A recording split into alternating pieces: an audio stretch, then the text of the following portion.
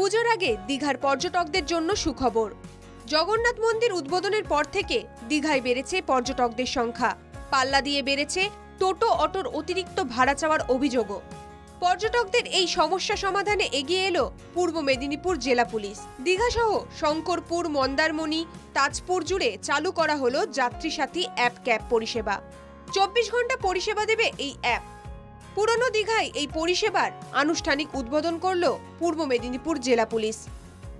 যে দীঘাতে আরও ভালো করে যাত্রীর পরিষেবা আমরা কিভাবে দিতে পারি সেই কথা মাথায় রেখে যাত্রী সাথী যে অ্যাপ ক্যাব বুকিং সিস্টেম আছে, যেটা আমাদের পশ্চিমবঙ্গ সরকারেরই উদ্যোগে তৈরি করা হয়েছে, সেটা এবার দীঘাতে চালু করা হলো।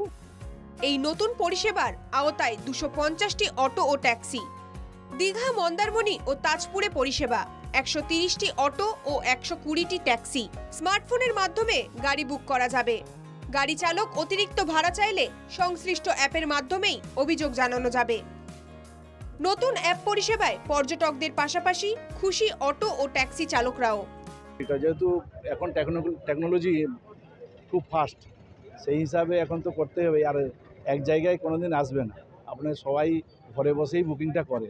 খুব ভালো হয়েছে, এটা আমরা সাধুবাদ জানাই। সরকারের পক্ষ থেকে এটা করেছেন এবং আমাদেরও উপকৃত যেমন হবে, ট্যুরিস্টেরও উপকৃত হবে।